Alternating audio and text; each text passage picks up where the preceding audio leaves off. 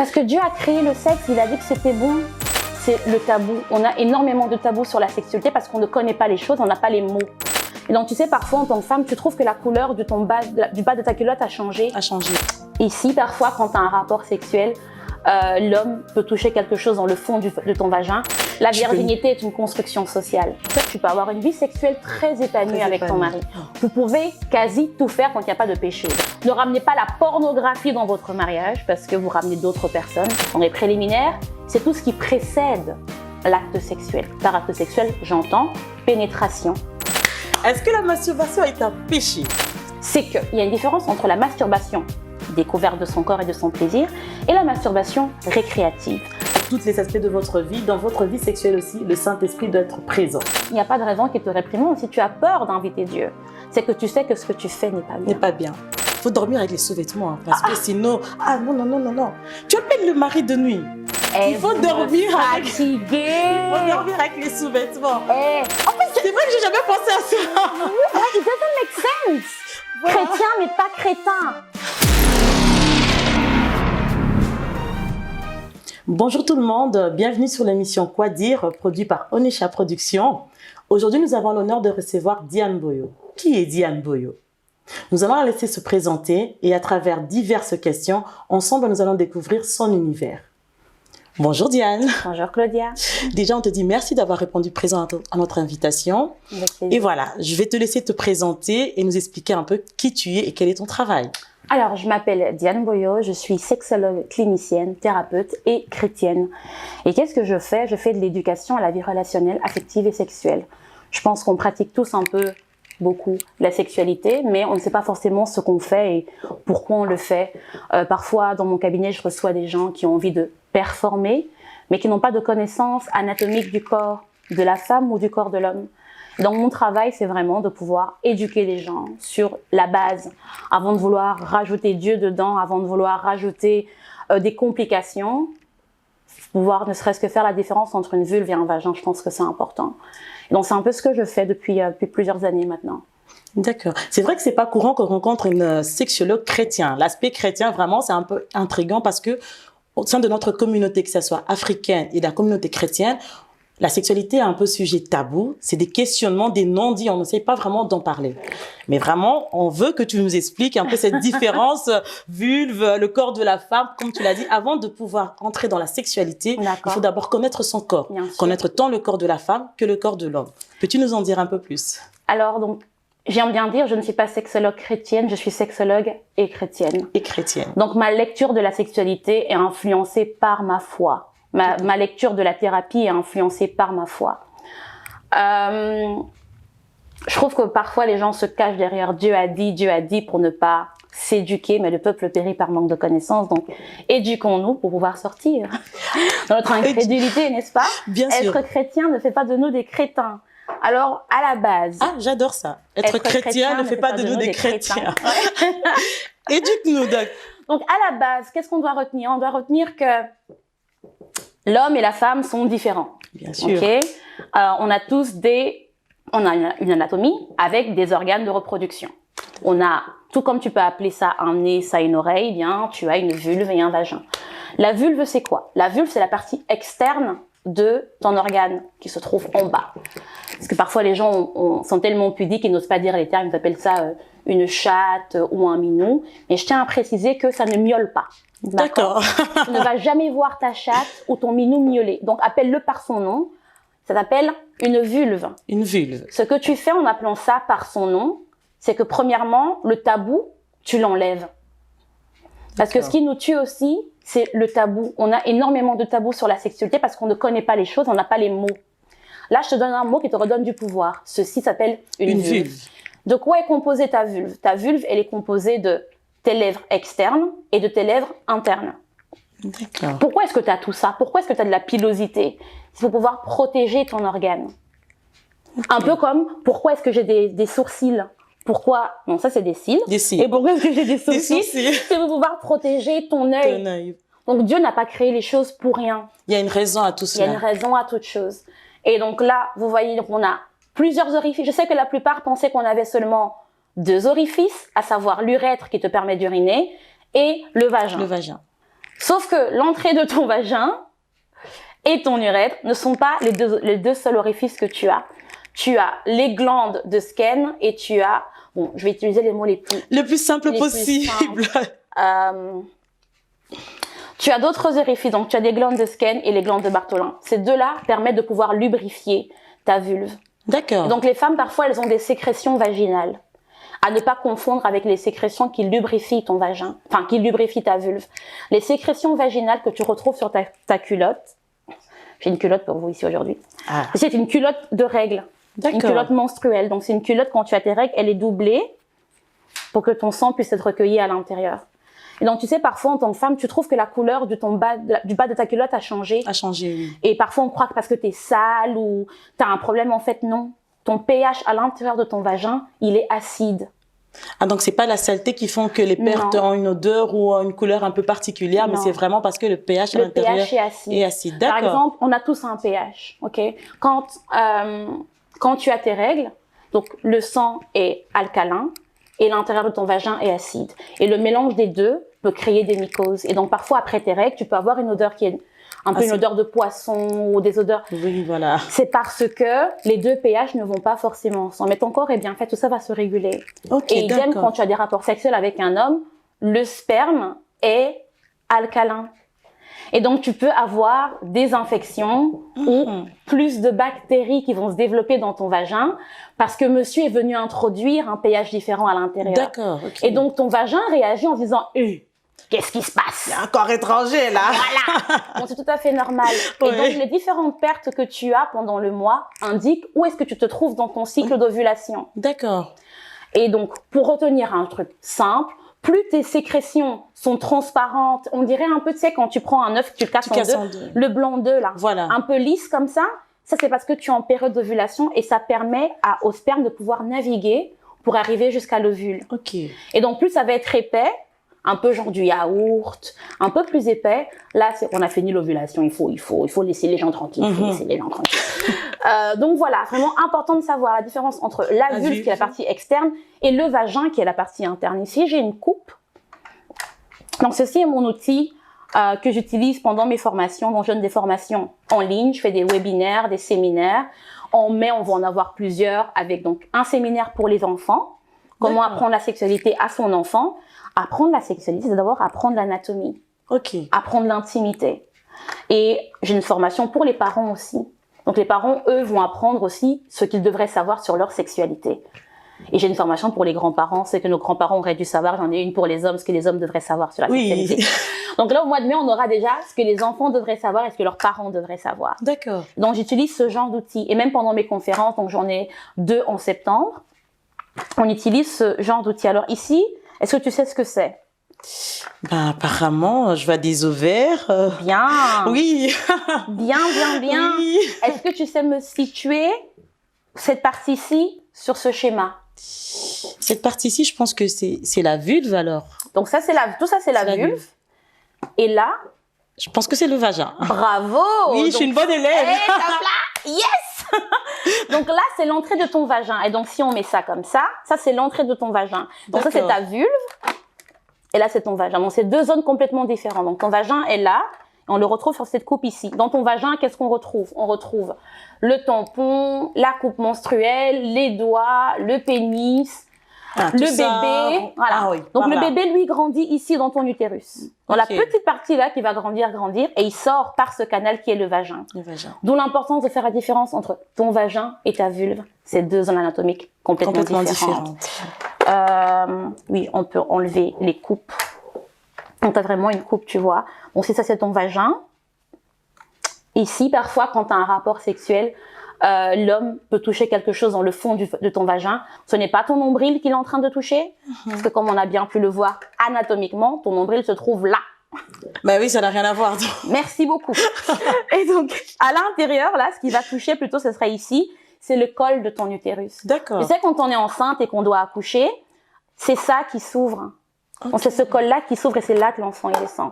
Donc, ce petit orifice, cette petite ouverture deviendra 10 cm à un moment. Et donc, ton enfant se développe à l'intérieur de ton utérus. D'accord. Là, c'est l'anus. C'est ton rectum, ouais. Ok. Et là, c'est ta vessie. Et donc, tu peux faire pipi par là. Par là. Voilà. Est-ce que ça t'aide à comprendre un peu plus ton anatomie? Franchement, c'est très, très clair pour moi, oui. Un élément hyper important, c'est le clitoris. Malheureusement, je n'ai pas de coupe de clitoris, mais si quelqu'un a envie de m'offrir une coupe de clitoris, ce serait bien, d'accord? On peut vraiment enseigner. Voilà. En fait, ton clitoris, la partie que nous voyons, c'est vraiment cette toute petite partie. Voilà. Mais ton clitoris se retrouve à l'intérieur de ton vagin. Ok. Donc, il n'est pas limité seulement à ça. Donc, on le retrouve vraiment à l'intérieur et c'est juste ce petit bout-là qui ressort. Donc, ce qui ressort, c'est le gland, comme le gland sur la tête du pénis de l'homme. Ok, d'accord. Et donc, ça, c'est notre gland qui est caché par le capuchon, qui lui aussi est lubrifié. Et donc, ton clitoris, il a la même taille qu'un pénis. Ok, d'accord. Il a la même taille qu'un pénis, il a les mêmes parties qu'un pénis. Donc, un clitoris et un pénis, ce sont deux organes qui sont jumeaux, qui sont juste inversés. Mais oui, explique-nous un peu ça, parce que c'est vrai que je l'ai vu, j'en ai entendu parler, mais ça reste un peu complexe. Comment on peut se dire que le clitoris et le pénis, c'est des jumeaux? Ce sont des jumeaux parce que le clitoris, il a un gland, donc la tête, le capuchon. Le pénis aussi a son gland. En fait, les deux corps sont les mêmes, avec les bulbes, les deux corps sont les mêmes. J'aurais aimé avoir ma coupe pour pouvoir vraiment te montrer en dessin, mais je te promets que je vais faire un post dessus. Super. Très prochainement, comme ça tu auras vraiment une vue sur les deux parties. Donc parfois il y a des femmes qui vont te dire mais moi je suis clitoridienne et moi je suis vaginale. Voilà, c'est ça. Et je suis dans le regret de vous annoncer que c'est faux. Ah, donc il n'y a pas de clitoridienne, vaginale, non. Donc nous sommes toutes clitoridiennes. Ok. Et pourquoi cette différence? Alors pourquoi les femmes pensent qu'il y a une différence entre les deux? On pense qu'on est vaginal quand tu as un orgasme interne. Donc par pénétration par exemple. Alors je te dis c'est parce que c'est par pénétration que je suis vaginale. Sauf que non.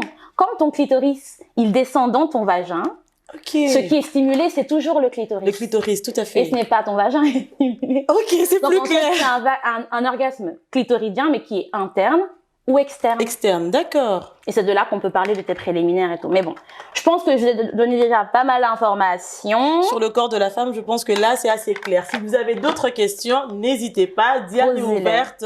Elle a une page Instagram et elle consulte aussi. Oui, donc s'il y a sûrement des femmes qui vont nous regarder, bien pour vos règles. En fait, cet outil me sert aussi à expliquer tout ce qui est contraception, tout ce qui est règles.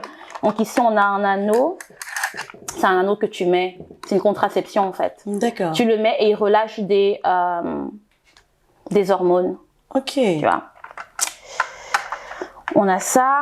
Tu as pour tes règles, pour celles qui sont bio, c'est des serviettes hygiéniques réutilisables. Tu vois, tu la mets et puis tu la laves. Il y a différentes tailles, différentes matières.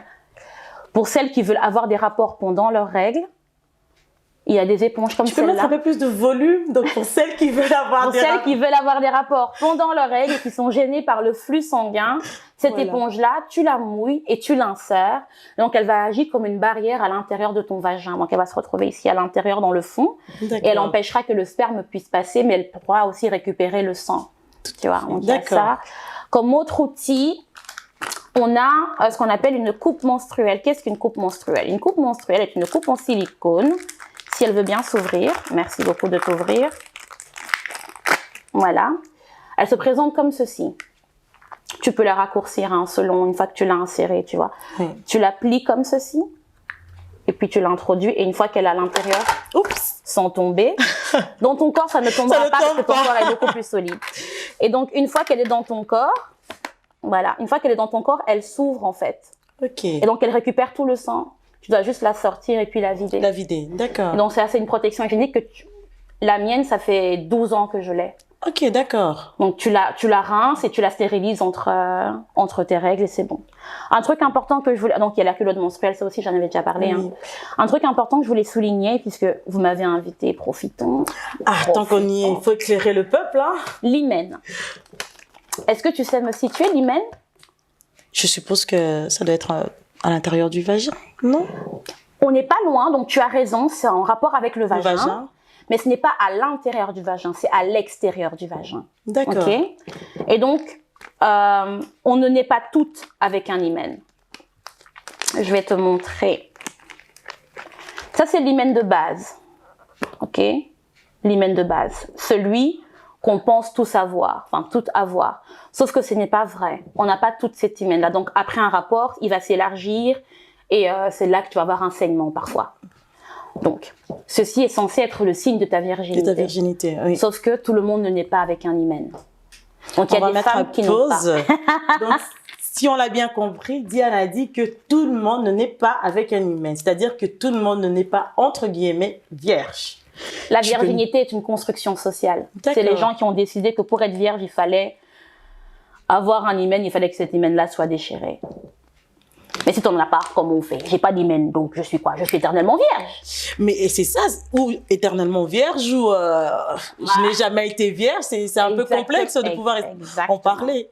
Je vais vous montrer les autres couples. Donc tu peux avoir un hymen comme ceci, où l'orifice est tellement petit, tu vois.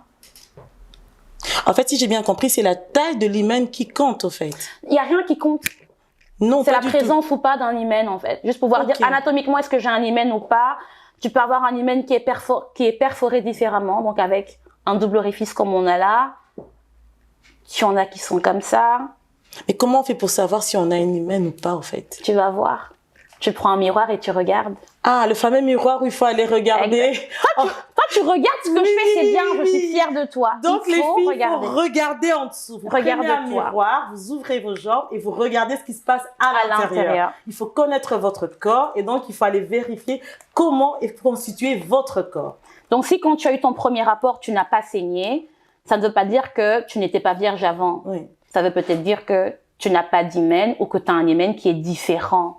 Comme on l'a vu, il existe différentes sortes d'hymen. Donc, si ton hymen est différent de celui de ta sœur et qu'elle a saigné, ben, c'est tant mieux pour elle ou tant pis pour elle. Enfin, il n'y a pas de c'est bien ou c'est mal, quoi. Voilà. D'accord. Super. Je pourrais vous parler d'anatomie et de sexualité et de tout ça pendant des heures. Donc, Mais ben, là, on a vu, donc, comme on a dit, la sexualité, ça se fait à deux. On a vu plus ou moins l'anatomie. De préférence, vaut mieux, hein. Vaut mieux. Voilà. On mettra deux. On a vu plus ou moins l'anatomie de la femme. Qu'est-ce que tu peux nous dire sur l'anatomie de l'homme? Je peux vous dire, n'ayez pas peur, ceci est un pénis, autrement appelé un phallus, ou communément appelé le zizi. Mais ceci est un pénis. Ce n'est pas un gros mot, d'accord?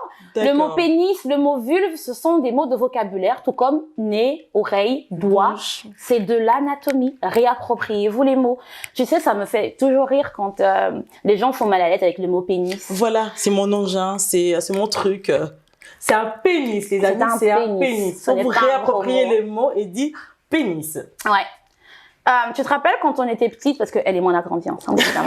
Quand on était petite et qu'on regardait la télé et qu'à un moment tu voyais dans un film quelqu'un s'embrasser, tu étais toute gênée comme ça, parce que ton père était à côté. Voilà, on ferme les yeux. Il y a une scène où quelqu'un va embrasser, tu fais cette gêne-là. Voilà. C'est cette gêne-là qu'on doit réussir à enlever, on doit s'en défaire. Et dans l'organe de l'homme, ce qui est important, enfin après, pourquoi je ne passe pas tellement de temps sur cet organe-là? C'est parce que j'ai l'impression qu'on l'a vu. Si je te demande dessine-moi un pénis, tu sais dessiner un pénis. Bien sûr. Si je te demande dessine-moi une vulve, c'est ta mire qui est... Je te demande dessine-moi un clitoris. C'est compliqué. Voilà, tu vois. Donc oui, on passe pas beaucoup de temps dessus parce qu'on le connaît. On l'a vu et revu. La seule chose que je veux rajouter sur l'organe de l'homme, c'est pour mes petits frères qui regardent, mes petits cousins. Je sais que à l'adolescence, vous avez ce qu'on appelle des éjaculations nocturnes. Tu dors et puis tu te réveilles et ton lit est mouillé. Ce n'est pas Kindoki. Ce n'est pas un mari de nuit. Je peux t'interrompre 2 minutes parce qu'effectivement, on a ces idées préconçues en se disant que quand ça t'arrive la nuit, c'est quelque chose de malsain. Ce n'est pas normal. C'est que, comme tu dis, un mari de nuit, une femme de nuit qui s'est présentée et du coup, tu as une érection le matin, tu as des éjaculations précoces la nuit. Donc, c'est quelque chose de malsain, de pas normal. Tu as été bien faite par l'Éternel, d'accord? Ton corps a été fait par Dieu. Il a pris un temps minutieux à agencer chaque pièce de ton corps pour qu'il fonctionne. D'accord. Et tout n'est pas la responsabilité du diable ou la responsabilité d'un démon. Parfois, c'est juste ton corps qui fonctionne. Donc, si j'éternue, c'est pas qu'il y a un esprit qui est venu me chatouiller le nez. Moni, non. J'ai éternué parce que réaction physiologique, j'ai eu, je sais pas, ça peut être une poussière ou whatever mon nez a envie d'expulser. J'ai parlé anglais là, désolée. Parfois, j'ai oublié que je suis francophone. C'est pas grave. Donc, peu importe ce que ton nez a voulu expulser, ton corps réagit. Donc même les pertes vaginales la nuit, c'est pas qu'un mari de nuit est venu abuser de toi la nuit. Donc idée préconçue aussi, rien à voir. Je vais essayer d'être le plus poli possible parce qu'il y a vraiment un truc moi qui m'agace. Oui. C'est le fait de toujours vouloir tout attribuer à des maris de nuit fait qu'on passe à côté de plein de choses. Je suis d'accord que le monde spirituel est beaucoup plus réel que le monde physique. Je suis d'accord que notre ennemi n'est pas un ennemi qui est physique, mais c'est un ennemi qui est spirituel. Mais dans tout ça, il y a des parties qui sont basiques, élémentaires, anatomiques. Genre, si je mange du sucre, je vais saliver. Oui.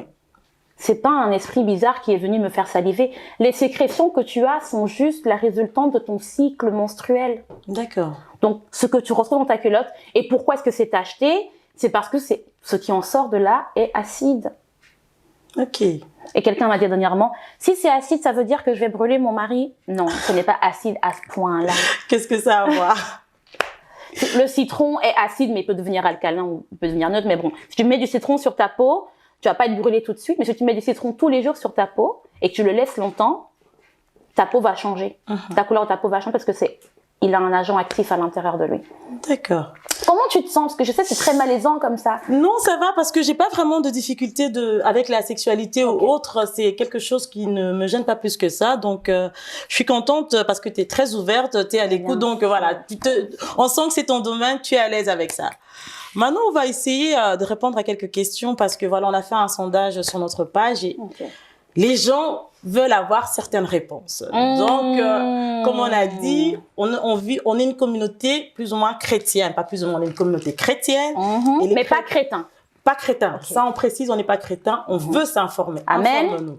Donc, on a dit la sexualité, ça se faisait à deux. Oui. Qu'est-ce que tu entends par préliminaire? Il y a des idées préconçues sur les préliminaires. Et qu'est-ce qui rentre dans les préliminaires, en fait? D'abord, laissez-moi chercher les problèmes. Oui, je viens chercher les problèmes.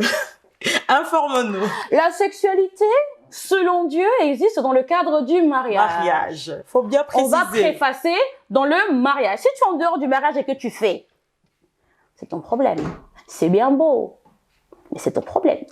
Mais dans le cadre du mariage, tu peux avoir une vie sexuelle très épanouie avec ton mari. Vous pouvez quasi tout faire tant qu'il n'y a pas de péché. Donc, ramenez pas 5-6 personnes à l'intérieur. Ok, faut se calmer. Ne ramenez pas la pornographie dans votre mariage parce que vous ramenez d'autres personnes. Pourquoi? Parce que pendant les préliminaires, c'est tout ce qui précède l'acte sexuel. Par acte sexuel, j'entends pénétration de son pénis dans ton vagin. D'accord. Donc ça, tout ce qu'on fait avant, ça peut être un massage, c'est un préliminaire. Un préliminaire. Ça peut être un message sexy par texto. Ça aussi, c'est un préliminaire. On appelle ça du sexting. D'accord. Et pas du texting comme SMS texto. Non. Sexting. Quand tu envoies des ce soir, je vais te faire sexting. C'est un préliminaire parce que tu prépares son corps au rapport sexuel. Un préliminaire peut très bien aussi être une fellation, un cunnilingus, ça peut être il te doite, ça peut être plein de choses. Tout ce qui ça peut être je prends un bain relaxant et je me détends avant l'acte. Ok. Toute chose concourt au bien de ceux qui aiment Dieu. Toute chose concourt au bien de celui qui va avoir un rapport sexuel, d'accord? D'accord. Donc si tu veux avoir un rapport sexuel et que tu te prépares pour, tout ce que tu feras avant va concourir à cela.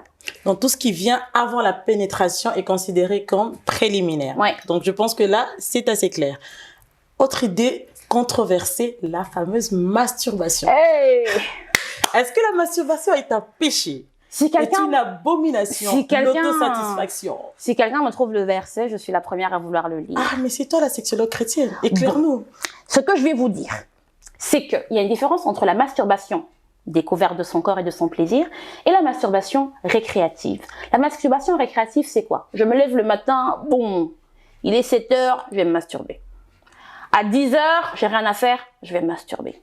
À 15 heures, vite fait, je vais me masturber. À 18h40, il n'y a personne. Là, ça va plus. À un moment, masturbation récréative. Ouais. Le danger de cela, c'est que pour pouvoir te masturber, tu fais appel à des idées et à des images. Qu'est-ce que Dieu n'aime pas?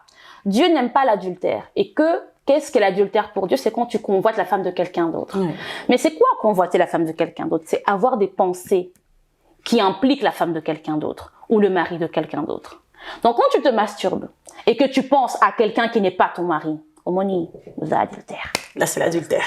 Donc, si tu te masturbes de manière récréative, et que tu invites des gens Dans ta tête. Là, on a péché. Là, c'est un péché. On l'a démontré par A plus B où se trouve le péché. Par contre, je veux découvrir mon corps et je veux découvrir mon plaisir. Je veux savoir où se situent mes affaires. Ok, je vais commencer par me toucher la petite lèvre, la grande lèvre. Je vais situer mon clitoris. Est-ce que mon clitoris, il est mobile ou pas? Il est censé, le capuchon est censé être mobile. D'accord. Est-ce qu'il va pouvoir décaloter ou pas? Parce qu'une femme a des érections comme un homme. Ton clitoris, comme c'est la même chose, il a des érections. Donc, tu vas pouvoir aussi le découvrir et pouvoir le sentir. Ok, je vois que j'ai des sécrétions. Est-ce que je peux rentrer un doigt dans mon vagin? Tiens, quand je rentre, c'est un corps caverneux, on appelle ça. Je rentre dans le corps caverneux, on dirait vraiment une caverne. Où se trouve mon point G? Est-ce que j'ai un point G? La réponse est non, on n'a pas de point G. Mais on n'a pas de point G, mais on a une zone G. Où se trouve ma zone G? Elle se trouve, je vais vous dire, petit secret pour les gens mariés. Pas vous là dehors, vous n'êtes pas mariés, vous allez faire les choses pour les gens mariés. La zone G se trouve à l'entrée du vagin. Je vous fais la petite coupe. Si tu rentres dans le vagin, il se trouve au-dessus. C'est la partie rugueuse que tu vas sentir. Ça, c'est la zone G. Donc, pour ceux qui l'ont cherché pendant longtemps et qui l'ont pas trouvé, je vais donner son adresse. Voilà. Donc, voilà. On a la zone G, on l'a identifiée. Si tu es en train de faire ta petite masturbation pour pouvoir découvrir ton corps, ok, là se trouve ma zone G. C'est quoi le truc en bas là-bas? C'est quoi ici à gauche? Ah, ça c'est... Tu es en train de découvrir ton corps. Tout comme si tu prends ton doigt et que tu le mets dans ton oreille et que tu fouilles ou dans ton nez ou dans ta bouche. Dieu ne va pas te dire que tu vas aller en enfer. Parce que tu n'es pas en train de pécher, tu es en train de découvrir ton corps. Par contre, quand tu es en train d'impliquer d'autres personnes à l'intérieur, quand tu es en train d'utiliser de manière récréative, là, c'est un problème. Donc, selon Diane, si on l'a bien compris, pour découvrir son corps, tu peux te masturber pour pouvoir savoir comment fonctionne ton corps et comment interagir par rapport à ça. Par contre, si c'est excessif, matin, midi, soir, mon frère, ma soeur, ça, c'est un péché. Tu sais, je prenais l'exemple tout à l'heure avant que l'émission commence de l'importance d'avoir une relation avec le Saint-Esprit. Si tu n'as pas de relation avec le Saint-Esprit, peu importe ce que je dis, moi, ce que je dis, ce n'est pas pour apprendre pour argent comptant. Je ne suis pas Dieu. Par contre, le Saint-Esprit est ton meilleur ami. Oui. Tu es en mesure de pouvoir lui dire, Saint-Esprit, est-ce que je peux ou est-ce que je ne peux pas? Par exemple, si tu sais que tu as un problème avec l'alcool, moi, je peux boire un verre. Toi, tu ne pourras peut-être pas boire un verre. Tu connais tes limites, donc tu pourras dire au Saint-Esprit, tu pourras demander au Saint-Esprit, est-ce que je peux boire? Il te dira, Quand tu bois, tu deviens une personne différente. Tu peux avoir une addiction, parce que la masturbation peut conduire à des addictions. C'est un comportement qui peut être addictif après. Donc, quand tu as une relation avec le Saint-Esprit, il te guide et il t'instruit sur ce que tu peux et ce que tu ne peux pas faire. Il met des limites. Ce qui est permis pour l'un n'est pas forcément permis pour l'autre. Donc, moi, je peux boire un verre d'alcool. Toi, tu ne peux pas boire un verre d'alcool. Dieu m'a dit, tu n'embrasseras pas ton mari. Il me l'a dit à moi. Mais je ne peux pas commencer à courir dans le Bruxelles et dire à tout le monde, n'embrassez pas vos maris parce que Dieu me l'a dit à moi. Non, c'est mon interdit. Moi, j'ai ma relation personnelle avec le Saint-Esprit. Donc, je conseille à tout le monde, avant de vouloir aller dire, Diane, la sexologue, a dit que, mon pasteur a dit que, développer une relation avec l'Éternel vous-même, c'est primordial. J'avais une question. Dans ton post, on a vu que tu as parlé du vaginisme. Est-ce que tu peux nous expliquer vite fait en quelques mots, c'est quoi le vaginisme? Alors, vaginisme ou dyspareunie, ce sont des dysfonctions au niveau du vagin, contraction involontaire des muscles vaginaux qui empêchent toute pénétration. En général, c'est psychologique. Il y a différentes raisons qui poussent à ça.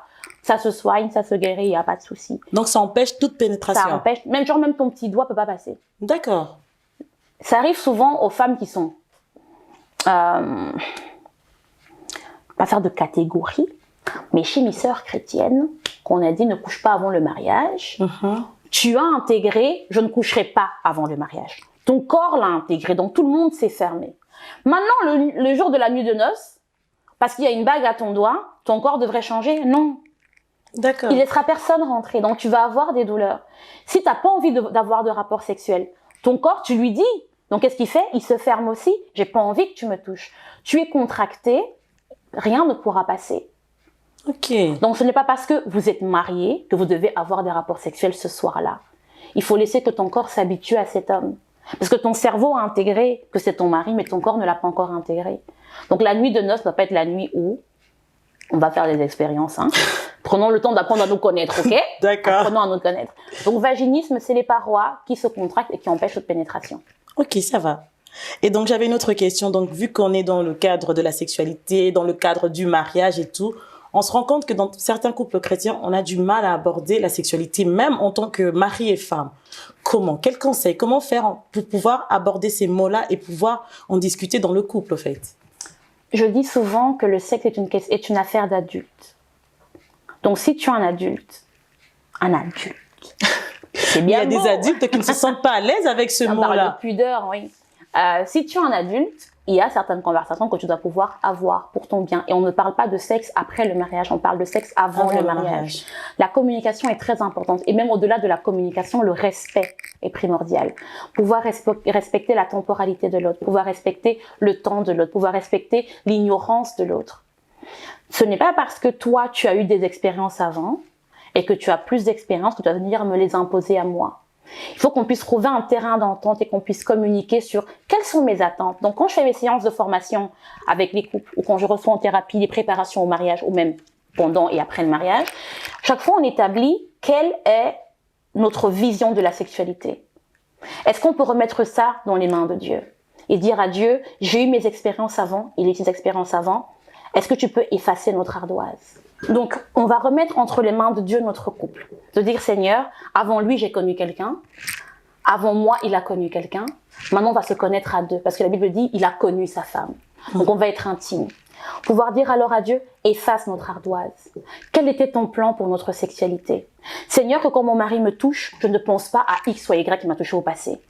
Que quand je touche mon mari, je ne sais pas de reproduire des choses que X m'a fait dans le passé. Est-ce qu'on peut recommencer sur une ardoise qui est vierge? C'est là où tu invites le Saint-Esprit. Mais c'est ça que j'allais te poser comme question. Quelle est la relation entre la sexualité, la chrétienté, Dieu et le Saint-Esprit? Qu'est-ce que le Saint-Esprit vient faire en matière de sexualité? C'est pas son affaire quand même. Ah bon? Ah mais le Saint-Esprit est présent dans toutes choses. Même dans la sexualité. Tu sais que Dieu te regarde quand tu dors, quand tu te laves, quand tu fais caca, quand tu fais pipi. Dieu, il est présent en tout temps. Donc, il est là aussi Dieu est là pendant que tu as des rapports sexuels avec ta femme, avec ton mari, pendant que tu te masturbes tout seul, avec d'autres personnes. Dieu, il ne se cache pas. Il dit pas, bon, là, elle va se masturber ou elle va pécher, laisse-moi fermer les yeux. Non. Dieu est présent, il est omnipotent, il est omniscient, il est là tout le temps. Donc, le Saint-Esprit, il est là. Dieu n'est pas un voyeur ni un pervers. Hein. Ce que tu fais tout seul ou avec ton mari, c'est pas quelque chose de neuf pour Dieu. Il se dit pas, elle lui a fait une position de dingue. Dieu n'est pas surpris, tu n'impressionnes absolument pas. Non. Donc déjà, effacer cette idée qu'on peut se cacher de Dieu. D'accord. On ne peut pas se cacher de Dieu. Donc autant l'inviter. Ah, donc il faut qu'on l'invite carrément, le Saint-Esprit. Invitons l'Éternel à faire partie de notre vie sexuelle. Invitons-le à faire partie de nos finances. Invitons-le à faire partie de nos familles. Ta fondation de ton mariage, c'est un triangle entre Dieu au-dessus, ton mari et toi. Et comment on l'invite dans notre sexualité? Vous priez. Et vous avant, pendant, comment? Avant, pendant, après. Tout le temps. La prière, c'est quelque chose qu'on n'arrête pas. Il dit prier sans cesse. Donc, prie et invite-le. Parce que tu vas être dans un rapport avec un homme qui a envie, par exemple, de pratiquer la sodomie. Tu n'as pas envie de pratiquer la sodomie. Tu ne sais pas comment dire à ton mari, j'ai pas envie de pratiquer la sodomie. Mais tu as un meilleur ami qui s'appelle le Saint-Esprit. Tu as Jésus de ton côté. Tu peux dire, bon, poteau, faut qu'on discute. Mon mari veut faire X et moi je veux faire Y. Et j'ai l'impression que ce qu'il veut faire est un péché. Aide-moi à lui parler. Adoucis son cœur. Dieu est ton meilleur ami, il est ton allié. Il ira parler à ton mari. Tout comme quand vous avez des disputes dans le ménage et tu demandes de l'aide à Dieu. Seigneur, mon mari et moi on se dispute. Amène ta paix dans notre ménage. Il va aller parler à ton mari, il va adoucir son cœur et il reviendra vers toi en disant, chérie, tu sais, tout à l'heure, peut-être je me suis emportée, peut-être j'ai fait Y. C'est la même chose. Inviter Dieu dans son ménage, c'est prier. Prier et lui dire, franchement, tu as ta place. Ok. Ah ben ça, c'est clair. Donc, inviter le Saint-Esprit à pouvoir faire partie de votre vie sexuelle. De telle manière qu'il prend partie dans tous les aspects de votre vie. Dans votre vie sexuelle aussi, le Saint-Esprit doit être présent. Parce que Dieu a créé le sexe, il a dit que c'était bon. Il a créé dans un cadre bien précis. Donc, si tu es dans le cadre de Dieu et que tu fais ce qu'il attend de toi, il n'y a pas de raison qu'il te réprimande. Si tu as peur d'inviter Dieu, c'est que tu sais que ce que tu fais n'est pas bien. N'est pas bien. D'accord. Tout lieu où Dieu ne peut pas résider est un lieu où il existe une autre autorité. Ok, j'avais encore deux petites questions. La première, c'est, tu as dit dans tes posts qu'il fallait dormir sans sous-vêtements. Est-ce que ça concerne les hommes, les femmes? Et pourquoi? Parce qu'on nous dit de ne pas... Il faut dormir avec les sous-vêtements. Hein, parce que sinon... Ah non, non, non, non, non. Tu appelles le mari de nuit. Tu appelles femme de nuit. Il faut dormir avec... Il faut dormir avec les sous-vêtements. Parce que ton mari de nuit, c'est un esprit, n'est-ce pas? Donc, est-ce qu'il a besoin que tu sois... Est-ce qu'il te dit... En fait, c'est vrai que j'ai jamais pensé à ça. It doesn't make sense. Voilà. Chrétien, mais pas crétin. Ok, mari de nuit. Et je ne suis pas en train de dire qu'il n'y a pas les maris de nuit. Mais comme c'est un esprit et qu'il sent que tu as enlevé tes sous-vêtements, quand tu vas aux il se dit que je dois venir, en fait. À ce moment-là seulement. Oui, oui. Ah. Chrétien, mais pas chrétien. Donc, est-ce qu'il est... C'est important de dormir sans... Je vais m'énerver. Je vais m'énerver. Tu peux boire de l'eau si tu veux. Non, mais c'est pas possible. Ok, réfléchissons ensemble. D'accord. Quand tu vas faire pipi, tu enlèves tes sous-vêtements. Bien sûr. Donc, le mari de nuit pourrait dire, elle va faire pipi, je vais la rejoindre.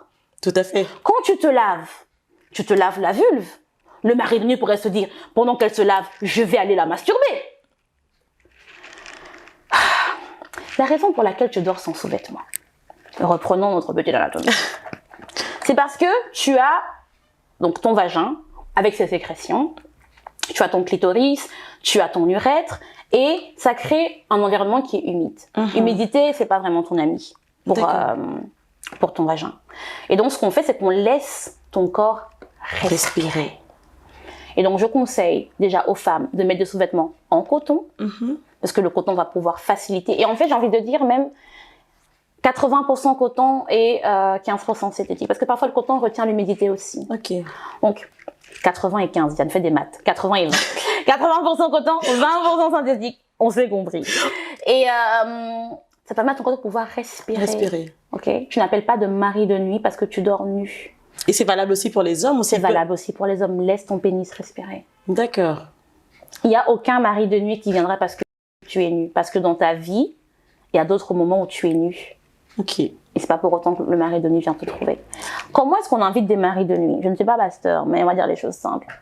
Toute activité que tu as peut être un portail pour que l'ennemi vienne se loger. Bien sûr.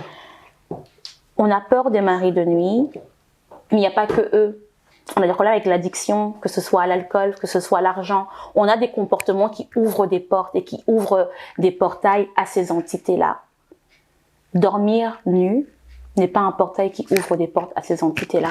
D'accord. À ce moment-là, fais pipi avec ta culotte sur toi. Au moins, c'est clair. Lave-toi habillé. Et donc, j'avais une dernière question pour conclure, c'est-à-dire, c'est pour aider nos jeunes couples, voilà, les jeunes couples qui se marient, qui ont une vie sexuelle épanouie, mais il y a une troisième personne qui s'introduit, la naissance d'un enfant. Oui. Comment faire face à ça pour reprendre sa sexualité? Le corps de la femme change, on dit que la libido, elle baisse, il y a l'allaitement, la nuit, toutes ces choses-là. Comment faire pour raviver la flamme dans le couple et reprendre une vie sexuelle épanouie comme on l'avait avant? Chose que j'ai oublié de vous emmener, j'ai des coupons que je vends, des coupons d'amour. Il y a Parle-moi, Fais-moi et Touche-moi. Ils permettent de continuer à se séduire même après qu'on ait été mariés depuis des années. Premièrement, c'est une bénédiction d'avoir des enfants. C'est une bénédiction que ton mari te désire. Parce que parfois, j'entends des sœurs dire « Oui, mais mon mari, il veut ça tout le temps. » Chérie, tu es bénie. Amen. Tu pourras avoir un homme qui ne te désire pas. Là, ton mari te désire. C'est une bonne chose. Maintenant, l'enfant vient changer la dynamique du couple. Tu étais sa femme avant d'être la mère de cet enfant. Tu étais une femme avant d'être sa femme. On pouvoir remettre toute la structure qui est importante pour toi, te redéfinir en tant que personne. Qui suis-je dans cette nouvelle partie, dans cette nouvelle phase, dans cette nouvelle partie de mon existence? Pouvoir te resituer toi. Une fois que tu t'es retrouvé toi, avant de vouloir performer et aller coucher avec lui ou ouais, vraiment performer dans la maison en disant « moi je suis la femme qui peut tout faire », retrouve-toi d'abord. Laisse à ton corps le temps de pouvoir se retrouver. Une fois que tu t'es retrouvé, rappelle-toi que tu étais son épouse. Alors, octroyez-vous des moments où vous vous retrouvez à deux. D'accord. Avant de l'avoir, tu avais un certain comportement. Il avait un certain comportement. Ce que je n'aime pas parfois, c'est qu'on donne beaucoup de conseils aux femmes sur comment est-ce qu'elles devraient être, sur ce qu'elles devraient faire. Et on oublie que je ne dois pas garder mon mari. Il est venu me chercher. Il est venu chercher une femme. Celui qui trouve une femme obtient des faveurs de l'Éternel. Mon mari doit me prendre en considération. Mon mari doit m'aimer. Mon mari doit me servir aussi. Donc, à toi aussi d'avoir cette conversation avec ton compagnon pour que lui continue de venir te chercher et qu'il respecte cette nouvelle phase dans ta vie aussi. D'accord. Donc, il n'y a pas de solution toute faite, si ce n'est venez en consultation, on trouvera la solution qui sera la plus adaptée à votre couple. Mais il est important qu'il y ait un respect de ton mari pour la nouvelle phase dans laquelle tu te trouves et un respect de toi pour ton propre corps. Tu as donné la vie, tu as porté la vie.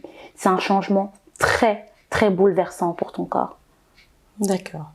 En tout cas, Diane, on te dit merci beaucoup pour tes éclaircissements. Plaisir. On a beaucoup appris. Si vous avez des questions, si vous avez des attentes particulières, Diane, elle est là. Elle a une page Instagram. On mettra ça sur la page Quoi dire. Vous pouvez la consulter. Elle consulte en individuel, en couple, avant le mariage, pendant le mariage.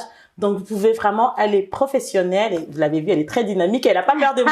Elle emploie les termes. J'utilise les termes. Donc, voilà. Et nous, on se dit à très bientôt pour une prochaine émission. Voilà.